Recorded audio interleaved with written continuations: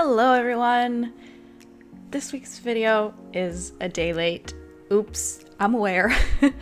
My bad. I had a bit of a struggle week, and in trying to get my daily routine back on track, I kind of forgot what day it was and that I had a YouTube channel that I need to post videos on. That said, today's video is extra super exciting. This painting was specifically done for a charity project that I have been helping out with for a couple years now. If you've seen my older videos, you might have heard of them before. It's called Kunst, Voor, which means art for, and we're just a bunch of artists selling art prints, and this year we got a zine to raise money for charities. This year's charity is Nood, which means cat in need. They're a local cat shelter / sanctuary here. They do many amazing things and heavily rely on kind donors and sponsors to keep doing them. Some of the amazing things they do include long-term and permanent housing of hard-to-rehome cats, socializing of stray cats and kittens in foster families so they can be rehomed into loving new households, and offering reduced cost sterilizations and castrations for low-income cat owners. They're also working really hard to reduce the feral cat population by running a trap, neuter, release program. This means they catch stray cats, give them a health checkup, and sterilize or castrate them, and then either re-release them, adopt them out, or take them in as permanent resident, depending on their socialization and their health. Like I mentioned before, they're heavily reliant on committed volunteers and kind donors, so please help us help them and take a look at our web shop. All of the profits go directly to them, and a lot of things we have for sale would make great holiday gifts. Now, it's a little early to go holiday gift shopping maybe, but by the time we ship them out, it'll be closer to December. I think it'll be in December that we ship them out, but I don't do the shipping, so I cannot say that with certainty, but they make great holiday gifts, is my point. If you cannot afford to buy anything, you can still help us out by sharing our project so we can reach more people. On behalf of me and the cats and everyone involved in the project, thank you in advance. Now, with all that said, I do want to talk about this painting a little. It's one of my favorite pieces I have made ever. It was a whole challenge, though. Me, being the disorganized airhead that I am, got completely caught up in helping with the organizational part of the charity that I kind of forgot that I was also supposed to be making art for it, and that there was a deadline for said art. Yeah, so all in all, I had exactly 1 week to complete this. Now, to some of you, that might not sound like a big deal, but I am not a very fast artist, and paintings like these take a lot of hours. For comparison, some of the previous scenes I've been in had creation periods of multiple months. So there's a little bit of a difference, and it was a little stressful to do it in 1 week. But I did manage to do it and get it to Marta before the deadline. And I only had a minor descent into madness, so I'd say it's a win overall. Like I said, I am so proud of the result, and since it is a lot more complicated than a lot of the other speed paints I've posted on this channel, I kind of wanted to elaborate more on the process of coloring this, so expect me to sometimes tune back in with some voiceover commentary throughout the video. Don't be scared or alarmed. I'll be back and I'll be telling you things. But for now, I hope you enjoyed the rest of the video.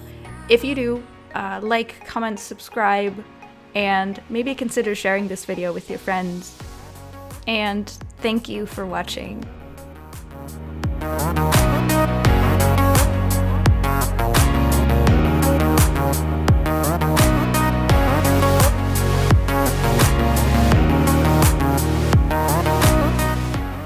just realized that the intro was so long that I kind of talked over the initial part of coloring a painting like this.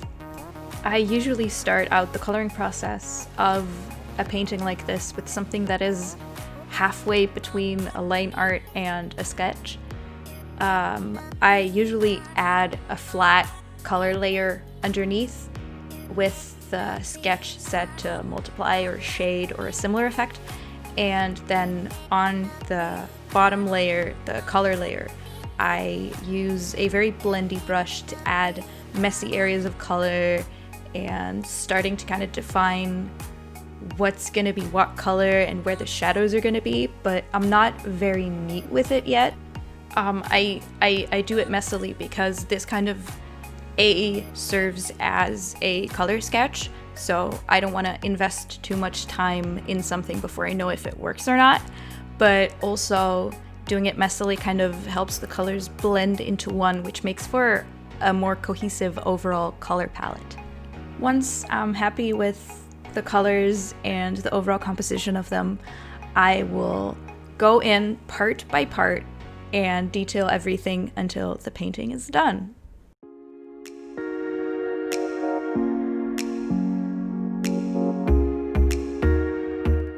So when I was taking a break from painting this, I was talking to my neighbor from across the hall, and he was like, listen, I love your painting, but it needs more cats. And then he suggested that I add cats to the pattern on her chair, which in hindsight is the most genius suggestion ever.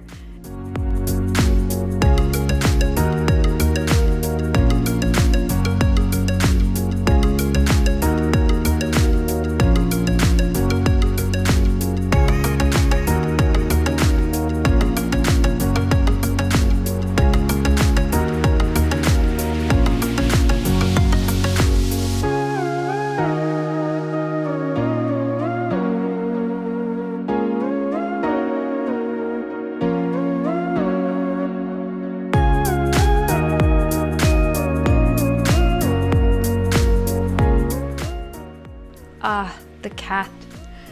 I spent so long painting this cat. I just couldn't get it to look like a cat. It continually kept looking like one of those medieval paintings where they don't really know what cats look like for some reason, and they end up looking like weird humanoid creatures, and it's very uncanny valley. That's kind of what my cat ended up looking like. I cut out a chunk of the footage because it's just very repetitive, me starting over, painting a new cat, starting over because I didn't like it, and it's just that cycle. I think I spent an entire day on just the face of this cat. It was a nightmare, and the first part where I was just starting to lose my mind. In the end, I did get there. I leaned into the gremlin-y looking aspect of my cat and looked up some references of Panger from Panger and Grimm, who, if you don't know, is a very adorable cat, albeit a little unusual looking. She's gorgeous though, and she definitely suited the aesthetic of this piece, so I'm glad I leaned into it in the end. But if you're wondering why my cat looks like that, that's why.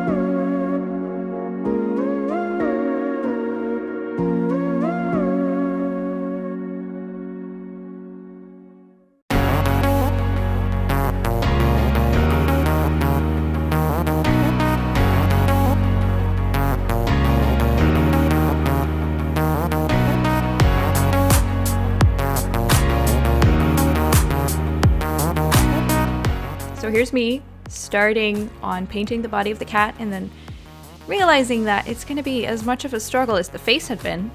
So I immediately nope back out and start detailing something else instead, because it's not like I'm going to have to return to it eventually.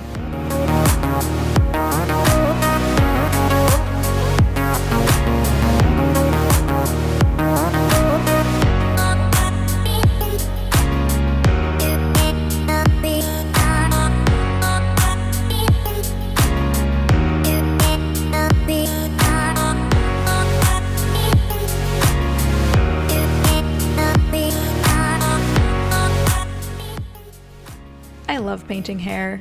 You might be able to tell from my previous work, but making long, flowy, curly, shiny hair is kind of a guilty pleasure of mine. But, I mean, no one's complained yet, so I'm just gonna keep doing it. Fun fact, originally I was going to give the girl in this painting black hair, but then I talked it over with Marta, and we realized that having her hair black would make it blend into the chair behind her a lot, which on a backlit screen is not that big of a problem because you can still kind of make out the details. But when you print something, there is no backlight. There is no light to illuminate it whatsoever, so the blacks are going to be truly black and all the detail is going to be lost. So there would be no distinction between the two different areas anymore. So I kind of had to change my entire idea of the composition.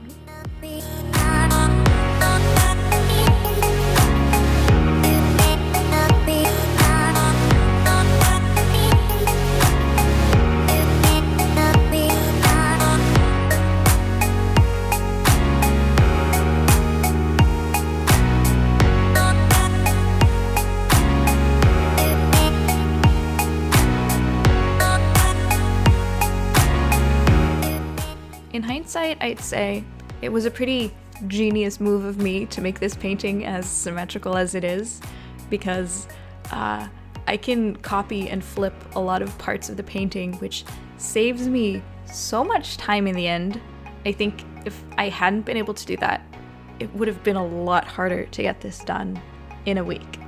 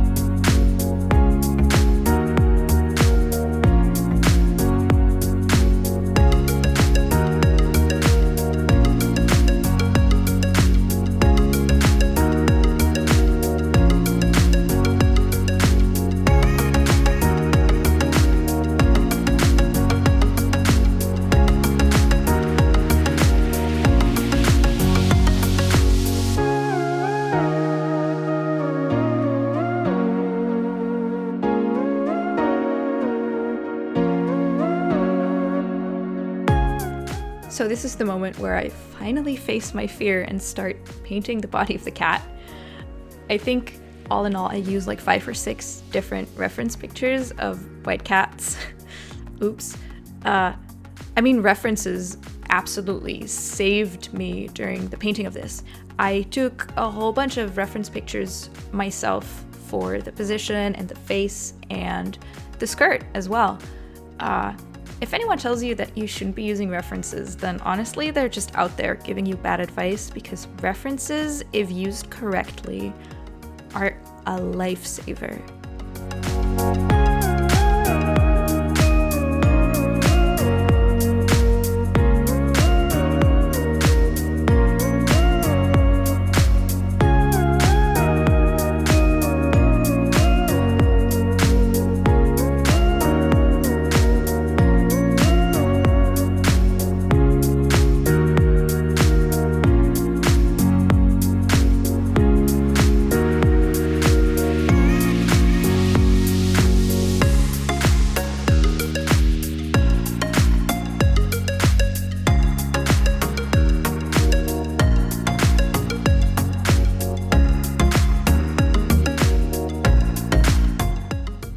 really have much to say about this part where I paint the patterns on the chair.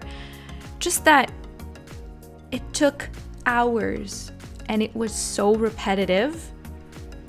At this point, if I had any sanity left, this is the part where I probably lost the last bit of it.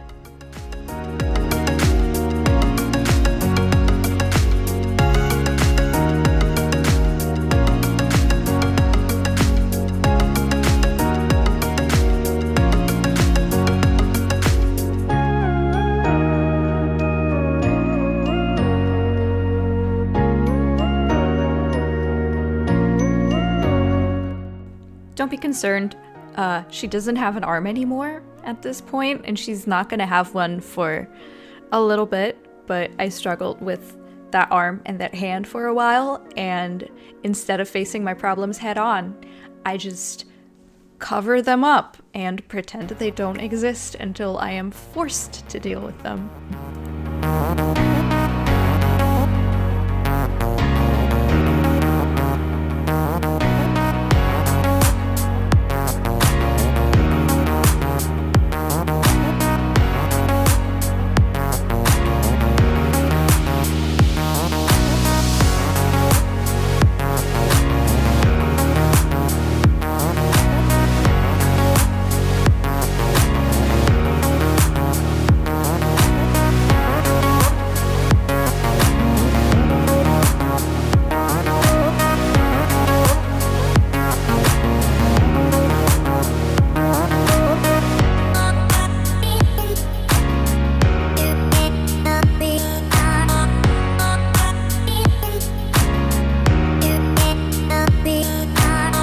So we're approaching the end of the video. We're kind of doing the last little bit of detail work before the painting is done. This is the final result. I want to once again ask you to check out our web shop so that we can raise money for all the little cats. And also, I really hope you enjoyed this video, and thank you for watching.